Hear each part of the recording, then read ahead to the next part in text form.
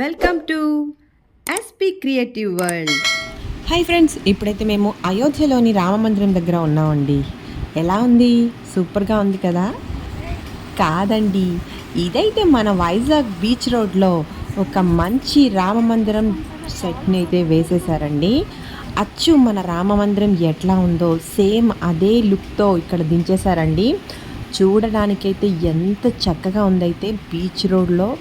ఇది మనం తప్పకుండా వెళ్ళి చూడాలండి, అంతటి చక్కగా ఉంది. మీలో కూడా చాలామందికి అయోధ్య వెళ్ళి రామ మందిరం చూడాలని అనిపిస్తుంది కదా.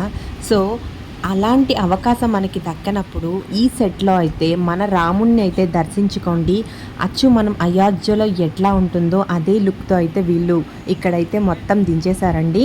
సో మేమైతే చాలా హ్యాపీ అనిపించింది నేను చూసేటప్పుడు, ఎందుకంటే అంత దూరం వెళ్ళి చూడని ఆ రాముణ్ణి మన వైజాగ్ బీచ్ రోడ్కి అయితే తీసుకొచ్చేసారండి. సో మీలో ఎవరైనా తప్పకుండా చూడకపోతే వెంటనే వెళ్ళి చూడండి. నాకైతే చాలా హ్యాపీ అనిపించింది. ఇలాంటి సెట్ అనేది ఇదే మొదటిసారండి.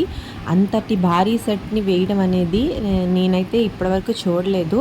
సో ఇంతటి చక్కటి సెట్ని, అది కూడా బీచ్ రోడ్లో, మంచి గాలి, మంచి వాతావరణం, ఎంత బాగుందంటే మేమైతే చాలా బాగా ఎంజాయ్ చేసాం అన్నమాట. నాకైతే ఇప్పటివరకు ఇలాంటి సెట్ అనేది నేను చూడలేదు. ఇదే ఫస్ట్ టైం అయితే చూడడం. నిజంగా మనం అయోధ్యలో ఉన్న రాముడి తాలూకా టెంపుల్ నమూనా మొత్తం వీళ్ళు దించేశారండి. యాజ్ ఇట్ ఈజ్ ఆ రాముడిని చూస్తున్నారా? అసలు నిజంగా అయోధ్యలో మనం చూసే రాముడు ఎట్లా ఉంటారో సేమ్ అదే విధంగా ఉంది. ఇంకా మీరు లేట్ చేయకుండా వెంటనే వెళ్ళి మన వైజాగ్లో గల ఈ రామ మందిరాన్ని చూసేయండి ఫ్రెండ్స్. సో మేమైతే చక్కగా దర్శనం అయితే చేసేసుకుంటున్నాము. చూస్తున్నారు కదా, క్రౌడ్ అయితే చాలా ఎక్కువ మంది ఉన్నారు. ఇది ఇంకా నైట్ చూస్తే ఇంకా చాలా బాగుంటుంది. యాక్చువల్లీ మాకు టైం కుదరక మేము మార్నింగ్ వెళ్ళామన్నమాట దర్శనానికి. సో నైట్ అయితే ఫుల్ లైటింగ్తో చాలా చక్కగా అనిపిస్తుంది అనమాట. అంటే బీచ్లో మంచి కన్నుల పండుగగా ఉంటుంది. మీరు కానీ వెళ్ళారనుకోండి, నైట్ అయితే దర్శించుకోండి, చాలా బాగుంటుంది లుక్. నైట్ బయట అట్మాస్ఫియర్లో ఆ లైటింగ్ సెట్టింగ్స్తో చాలా అందంగా ఉంటుందన్నమాట.